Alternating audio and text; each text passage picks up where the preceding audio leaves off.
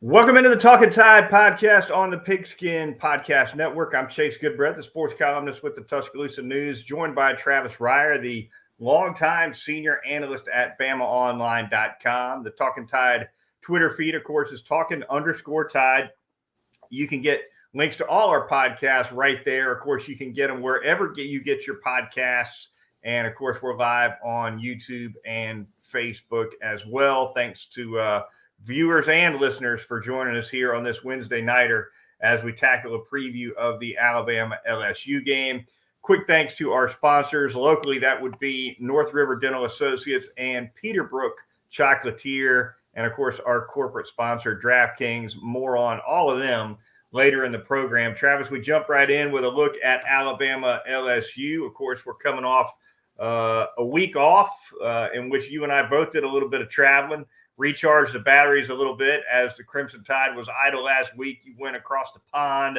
I was in Columbus, Ohio last weekend, as a matter of fact, to see the daughter's soccer game. Never been to Columbus before. So you went a lot further than I did for sure. Saw a lot more exciting things, but hopefully we both got recharged enough for this final 4-game stretch of the regular season. Yeah, we both saw some soccer. I saw some footy over in Fulham, sort of a section of London, and Premier League soccer, man. I gotta give it to those folks when it comes to the passion. Goodbread, you would have enjoyed it. They go hard in the pregame because with these Premier League teams over there, they're almost neighborhood teams, right? Whether it's Manchester City, Fulham. And they have the pubs. They're piled up in the pubs as if it were an SEC town before a kickoff. Mm-hmm. Then you roar over to the stadium. You take in the match, and then you're right back into the pub. So, yeah, a little bit of a cultural diversification for yours truly. It looked like you had did you have a Buckeye donut? Did I see that correctly? Well, can I get a review for that, yes, donut? It was outstanding really quickly. Yeah, we went to Columbus, Ohio. The daughter was actually playing. My daughter Elaine was actually playing a conference tournament soccer game in Findlay, Ohio, which is about an hour and a half outside of Columbus. But to get there, you fly into Columbus. So we went ahead and stayed in Columbus there for about a day and a half, I suppose. And yeah, Columbus, apparently, I'd never been to Columbus in my life, but apparently they fancy themselves the donut capital of the world or something, because there's a mom and pop donut shop, seems like on every corner. And Buckeye Donuts happens to be open 24/7, 7 days a week. They never close over there. And so speaking of pubs, yeah. Right. So the wife and I had a flight out of Columbus early on Sunday morning. Decided to pop in there at about 5 before we headed to the airport. Had me a Buckeye donut, big dollop of peanut butter right in the center of a chocolate glazed, and yeah, it was absolutely hard to beat for sure. You can't go, you pretty much can't go wrong grabbing a donut anywhere up in Columbus, Ohio. Moving on though, Travis, LSU, Alabama, of course, a huge game this week, the game in the SEC West. Not quite the game in the SEC. We'll get to Tennessee, Georgia on the back end of the program, but the Crimson Tide on the road in Tiger Stadium, going to be a 6 p.m. kickoff on ESPN. Your thoughts, Travis, as both these teams come off an idle week, both teams healed up a little bit. And Nick Saban noting in his news conference tonight that Bryce Young is really now just getting back to practice because although he's played and played well against Tennessee and Mississippi State since that right shoulder injury against Arkansas, until this week, he's really not practiced. Yeah, I think that's the biggest positive that we can basically assign a definitive statement to when it comes to the bye week, because last season Alabama came off this bye week and it was anything but a dominant November, I would say. As you recall, scored just 20 points at home against LSU coming off that bye, and up and down. Had a poor performance on the road offensively at Auburn to cap the month. Had a shootout with Arkansas and Tuscaloosa in the middle of all that. So we'll see from that perspective. But, yeah, from a health standpoint, I think this team very much needed it, starting with Bryce Young and extending to some positions skill related on offense in addition to Bryce Young, and then on the defensive side of the ball as well. LSU's defense, at least when it comes to stopping the run, has been up and down, especially early in the season. I think pretty disappointing, Travis. But you got to say their best performance of the year against the run comes right off of this Ole Miss game, right? They knock off the number one rushing team in the conference in Ole Miss, held them, I think, to 20 points, showed up well. And it's of note because Alabama's coming off its worst rushing performance probably against Mississippi State. Jahmyr Gibbs just 10 for 37, I think, on the ground against the Bulldogs. So where it starts, I think, for Alabama offensively, even though Bryce Young is going to throw the football a lot, Bryce Young is the centerpiece of this offense. But to make things easier on Young on the road, you got to get Jahmyr Gibbs off to something better than 10 for 37. You do, and it was a historically poor performance on the ground in this game a year ago in Tuscaloosa. So, yeah, I'll be interested to see if Gibbs and Jace McClellan don't look to have a little more spring in their step, because I thought they too, at the end of that 8-game stretch to start the season, were showing some of the effects of that. So hopefully the rest and the recovery's been good for both those guys. But yeah, that offensive line needs to find some semblance of continuity and consistency. Darian Dalcourt in at center, Seth McLaughlin in at center. They've had a little bit of a revolving door situation right there in the middle of the offensive line. And, I think Nick Saban talked about it earlier in the week. Maybe some more diversity in how they run the ball, Chase, to help with some of that.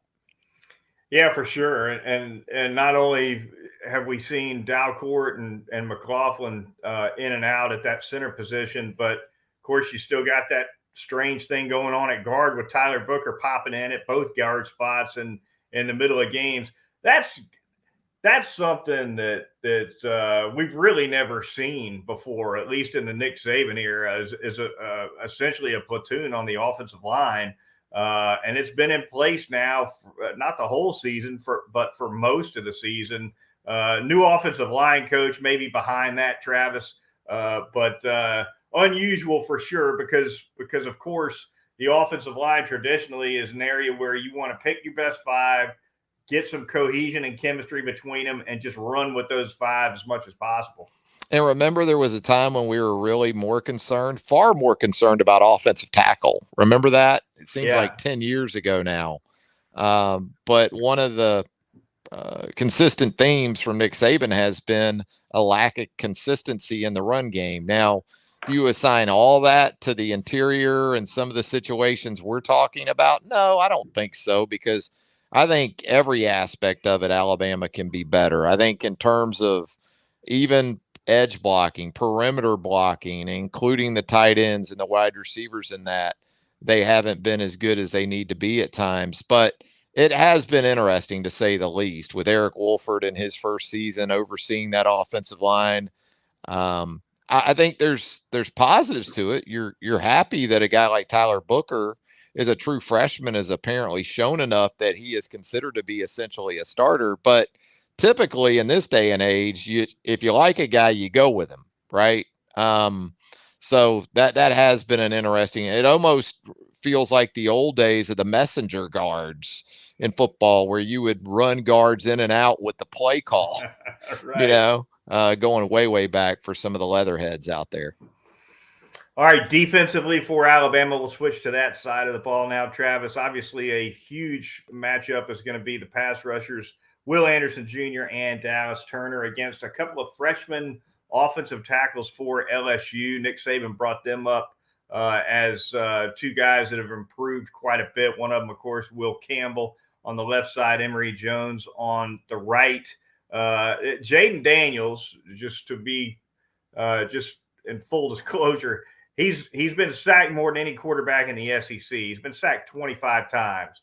That's even more than Will Levis, who I think is pretty close to 25. So pass protection has certainly been an issue for LSU, but they only gave up 1 sack in a big win over Florida, which I guess was 3 weeks ago. Ole Miss got to Daniels 4 times, but those tackles for LSU at this point in the season, they've settled in. And as you and I have talked about before, once you reach November, freshmen who have been starting all year really aren't freshmen anymore, are they? They're not. And here's the thing too with Daniels. If you don't sack him, he can be a real problem. And we heard Nick Saban talk about that really throughout the week. And this is a guy who leads the SEC in runs of 10 yards or more right now as a quarterback. So that does speak to his ability to evade the pass rush and also what they do with him on zone read and quarterback design runs. So his leg's a big part of the storyline for Saturday night. And I think roughly half of LSU's runs of 10 yards or more have come from Jaden Daniels. He leads them in carries by more than I think twice his next nearest guy, or right around twice anyway. I think it's 114 carries for him, 66 for Josh Williams, the running back, something like that. So this is a guy who's going to have the ball in his hands on just about every play, obviously, but I'm talking about in terms of run, throw. He's the guy you got to account for.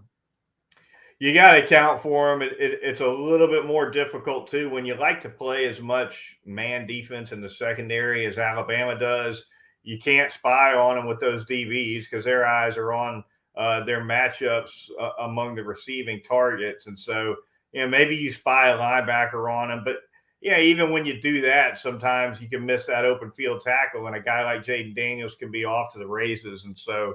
It's probably one of those games where we'll see Alabama's defensive line maybe try to be a little bit more under control and a little bit more disciplined and keeping him in the pocket and to the best of their ability, shrink the pocket without giving them a wide open lane to run through and take off.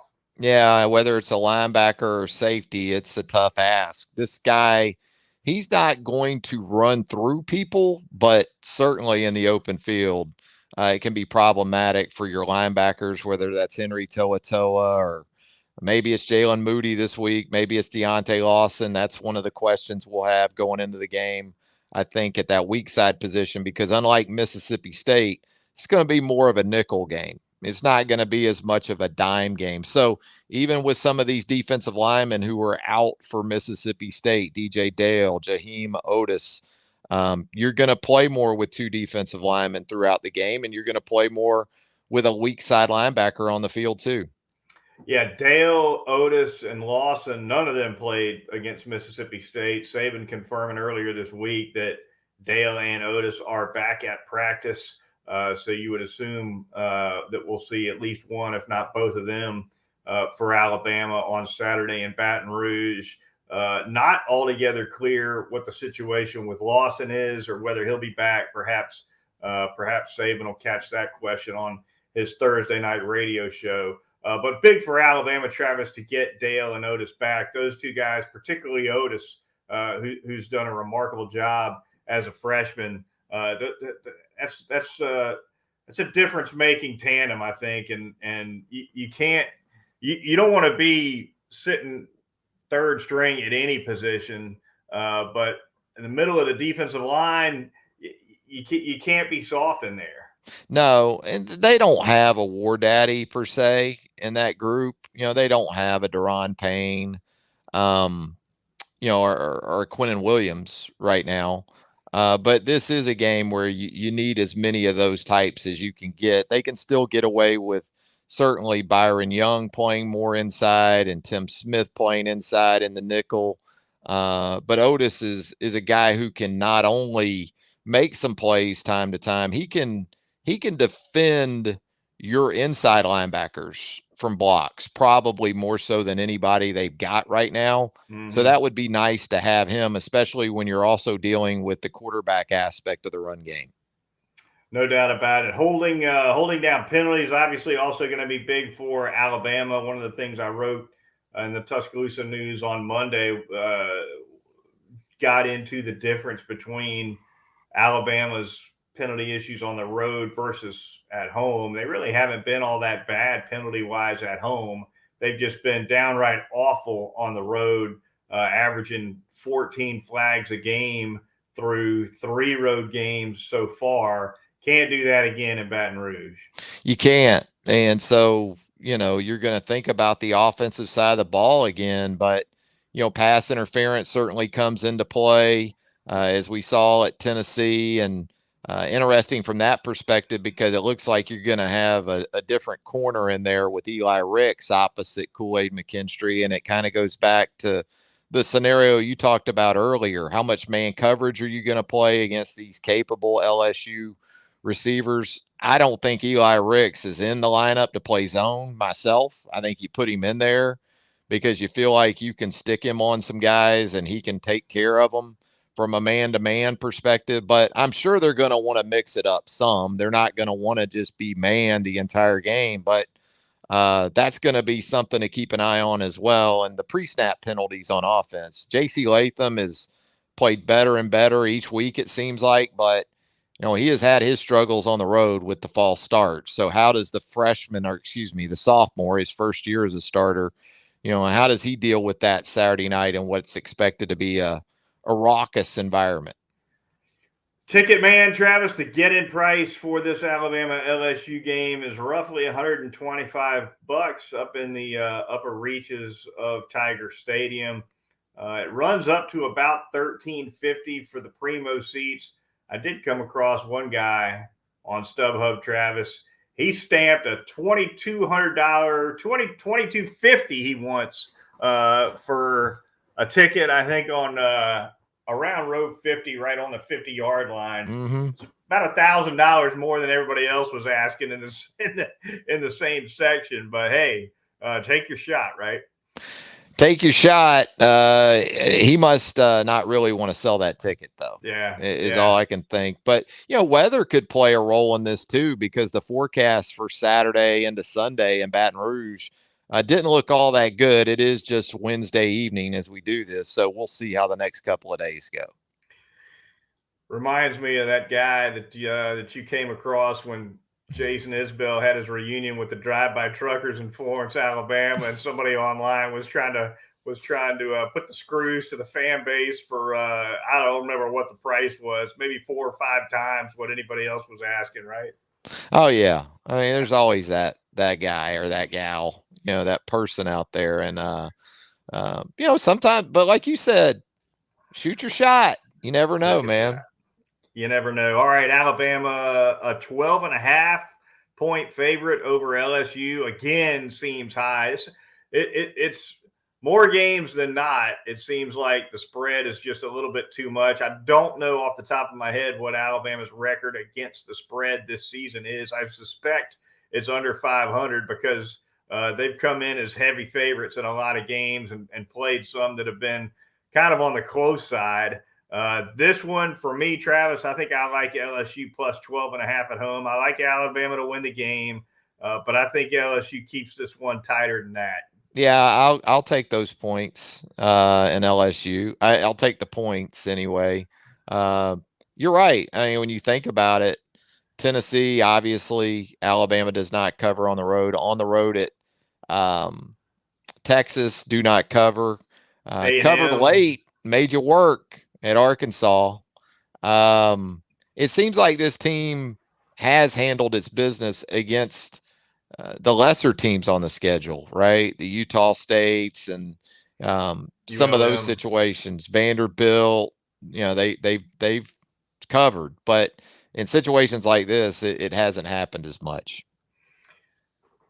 So I nearly gave out LSU plus 12.5 this week, Travis, for the weekly spread pick. I changed my mind last minute and ended up giving out Arkansas laying 13.5 to the Liberty Flames.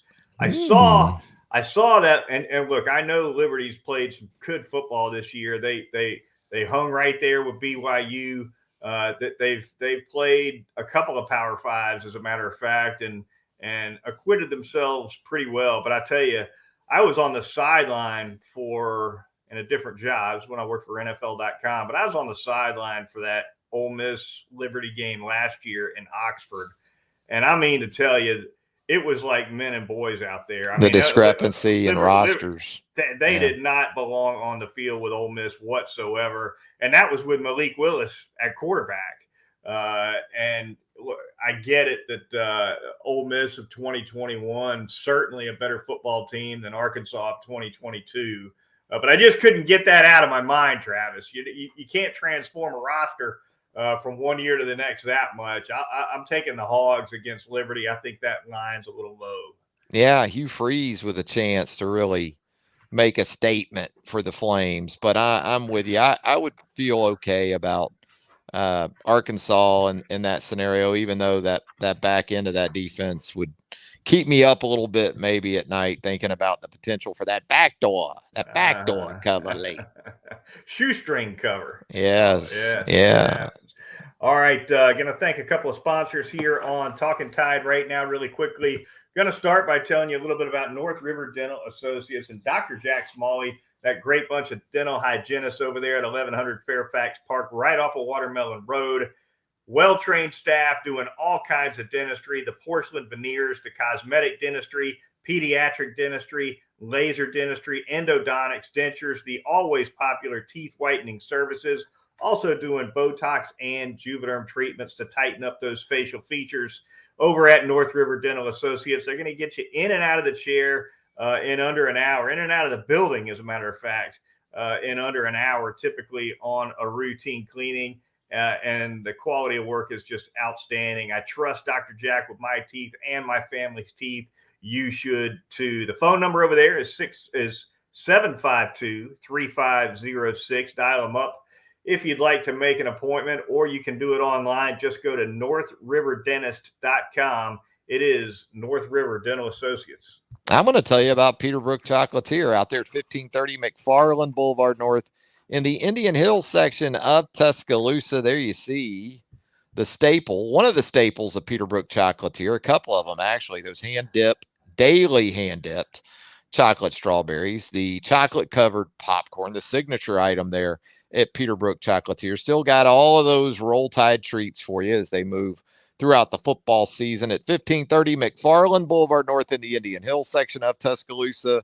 Look, the holiday season is here. I've talked to you about it over the last several weeks.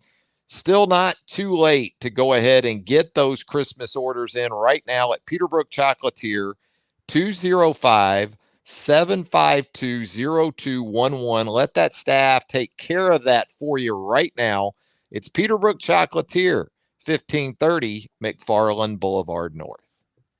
Finally, going to tell you all about our corporate sponsor, and that would be DraftKings. Hey, touchdowns are happening over at DraftKings. You want to get in on that action. They're an official sports betting partner of the NFL, and they've got some unbeatable offers right now. New customers can make any $5 NFL bet and get $200 in free bets if your team wins. You just can't beat that. To make things even sweeter, you can throw down on stepped-up same-game parlays once per game day all season long at the DraftKings Sportsbook. Now, you got to use that promo code TPPN. That's the Pigskin Podcast Network acronym. That'll help us out here at Talkin Tide when you sign up. Again, it is promo code TPPN. So download the DraftKings Sportsbook app now. Use promo code TPPN. Get $200 in free bets if your team wins. Just place a $5 bet on any football game only at the DraftKings Sportsbook. So check them out. Once again, it is DraftKings. Travis, we'll jump around the SEC really quickly as we always do to close things out here on Talkin Tide. Brian Harsin out at Auburn. A painfully long exit for him that really was signaled 9 months ago. And Auburn finally decides to pull the plug. President pulls the plug. They pick a new AD same day pretty much, or certainly same week, and John Cohen, a Tuscaloosa native, as a matter of fact. But Brian Harsin out, Travis, and Auburn looking for a new football coach. Carnell Williams, by the way, the former outstanding Auburn running back, has been named the interim coach. So a new start down on the Plains. Yeah, back around 10 years ago, I don't think I'd have had Cadillac Williams on my in my bingo card for Auburn football coaches at some point down the road. But hey, good for Caddy. Maybe he's gonna, help inject some life into this team. It's doubtful at this point. Just not a good football team. And look, I think Brian Harson's a good coach.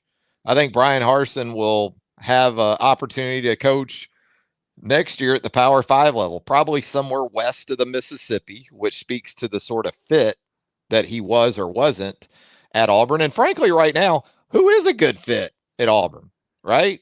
I know there's some lists out there and folks feel pretty certain about some guys as slam dunk candidates, and maybe there are. But in terms of the attractiveness of that job, given the situation involving the AD and now the head football coach, John Cohen made a couple of football hires at Mississippi State. Joe Moorhead did not work out. Mike Leach has been okay. So it'll be interesting to see where this ends, Chase. Yeah, I think a couple of those candidates we're seeing floating around are ridiculous. I think there's about a 0 chance of Auburn hiring Lane Kiffin. I don't think you're going to see Prime going to Auburn. I do think Hugh Freeze makes a good bit of sense on a number of fronts. I think Hugh would like to get back into the SEC. I think Auburn could afford him despite all the buyout money that they're having to pay. Not only Harsin, but of course they're still paying Gus Malzahn. They're not too far removed from that buyout, Travis. I think Hugh Freeze makes some sense. He's beaten Alabama a couple times, by the way. To me, there's a couple of betting sites out there, Travis, that have got a board that you could bet on and pick the next Auburn coach. And Hugh Freeze is a slight favorite among some of those other candidates that I mentioned. Leopold from Kansas was on that list, I believe. But to me, he's a pretty heavy favorite. I think that if I had to put my own money on it, it'd be on Hugh Freeze. Yeah, that would make the most sense to me, with the exception of the obvious issues that he had at Ole Miss, right? In a multitude of areas during the finishing kick, I guess you could say, of his tenure there in Oxford. But I'm with you. I think what Auburn's going to try to avoid, obviously, is a similar situation than the one it was just in. There are a lot of good football coaches out there, but it has to be someone specific that can fit that place. And I think you have to be a little bit different. As long as Nick Saban's at Alabama, if you think you're going to just match up like for like with Alabama and even Georgia, because that's the other side of this thing with Auburn too. You're going to see Georgia every year. Now, we could see some changes to the SEC schedule at some point that maybe removes that from the situation. But boy, if you're going to try to line up with Kirby and Nick right now, schematically in a lot of ways, and then you're essentially saying we've got to go out and recruit players of that same level.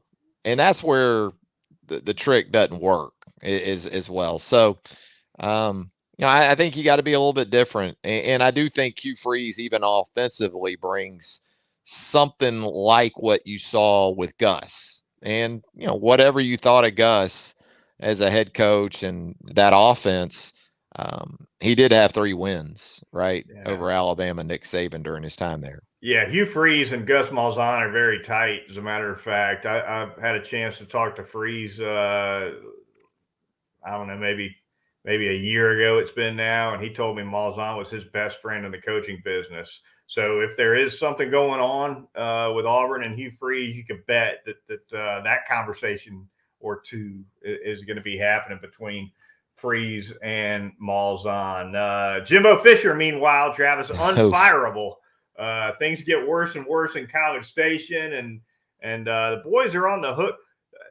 He's completely unfireable. $86 million is what they would owe Jimbo if they cut him loose after this year. That's untenable even for that Texas money, I think. They got a pretty big brass spittoon out there, Goodbread, and the boys don't mind filling it up. They're going to have to fill it up, all right. A couple times, It's kind of like some of those Sundays at church when they pass that tray like 3 times, like it's a volleyball serve rotation or something going on. Yeah. Yeah, it might have to be the equivalent of that. But, we Yeah, this talked last about it. pass around is for the sisters of the poor, Yes, yes, yes. The different initiatives, that it gets passed around for.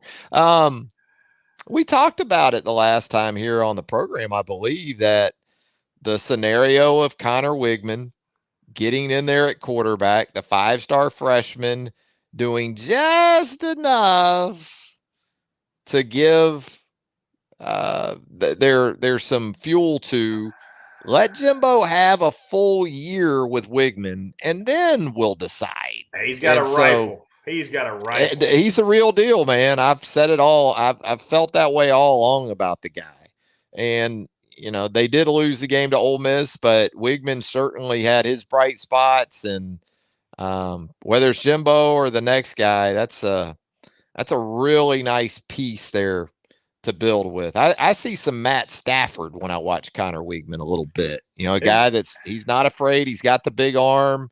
And when you talk about ripping it in the middle of the field, he makes some throws that most freshmen are never going to make. His ball comes in hot. There's no doubt. You better Stafford style. You better have your hands up if you're a wide receiver with Wigman throwing it around. All right, we'll get to Tennessee, Georgia now. Of course, the ball's on the road. Between the hedges, Travis, it's a number 1 versus 2 matchup, at least in the AP poll. Your thoughts as the Vols try to maintain this phenomenal season under Josh Heupel against Georgia, and really the Tennessee offense versus the Georgia defense. That's the matchup people are excited about, right? Oh, no doubt. And a tough one for Georgia and losing Nolan Smith on the edge there for the remainder of the season, a first-round draft pick in all likelihood in next spring's NFL draft. And so you worry about that for the Bulldogs. I think it really comes down to this shock and awe of the Tennessee offense, especially early in the game. I think it's critical for Tennessee to get off to another fast start on the road at Sanford Stadium. If Tennessee gets out to that 10-0, 14-0 type of edge, I think they've got a very real chance of winning this game. If they don't, then I think Georgia probably wins the game by 10 or more. I'm going to go with Georgia at home. One of the, and you're right. I mean, absolutely. The marquee matchup is that Tennessee offense against the Georgia defense, but Tennessee's defense has been playing a little better of late. So, that could end up being the thing that surprises us most maybe about this game. I like the dogs at home. I don't know. What are you thinking? I like the dogs at home. I think the spread's too big. Georgia's favored 8.5. Travis, that's too much for me, but I do think Georgia wins a tight one. You're right about Tennessee's defense. They've crept up now. I think they're about 25th in the country in terms of total yards allowed on the season. Georgia's defense is number 2 in the country. Georgia's only given up 7 touchdowns all year. Yeah. So they're playing at a phenomenal level on that side. I ain't played nobody, Paul. Yeah, well, Oregon looks better and better though, man. That win, doesn't it? Yeah. Oregon's, now, I don't assign much to it because I'm looking at who Oregon's playing these days since that game, but it looks good on paper. It looks better on paper anyway. Going to be a fun one, no doubt. That's going to be coming right before that Alabama-LSU game. So pretty much 7 or 8 hours on the couch without moving for a lot of folks on Saturday, huh? Yeah, it's going to be it's almost too warm though in the South still, man. It's not quite chilly weather. This is the perfect chilly Saturday coming up. And I don't think it's going to be, I guess you can eat chili whenever you want, right? But it'd just be nicer if we knew it was going to be, say, mid 50s in Athens for that afternoon kickoff, maybe something in the same neighborhood for Alabama-LSU at night at Death Valley, but don't like it's going to happen that way. Been pretty balmy so far in these first couple days of November. There's no doubt about it. Certainly here in Tuscaloosa. That's what I liked about Europe. It was fall in Europe, bro. The high every day was 63 or so. Mm-hmm. the leaves were either falling or had changed. Yeah, I had to go to damn Europe to get a real fall. So that was a little bit of an extreme there. All right, that's going to do it for this edition of the Talkin Tide podcast. For Travis Reier of BamaOnline.com, I'm Chase Goodbread, the sports columnist with the Tuscaloosa News and the co-host of Crimson Cover Television on WVUA 23. Be sure to join Travis and I on Sunday night when we recap Alabama's game on the road at LSU. Until then, we'll talk to you later.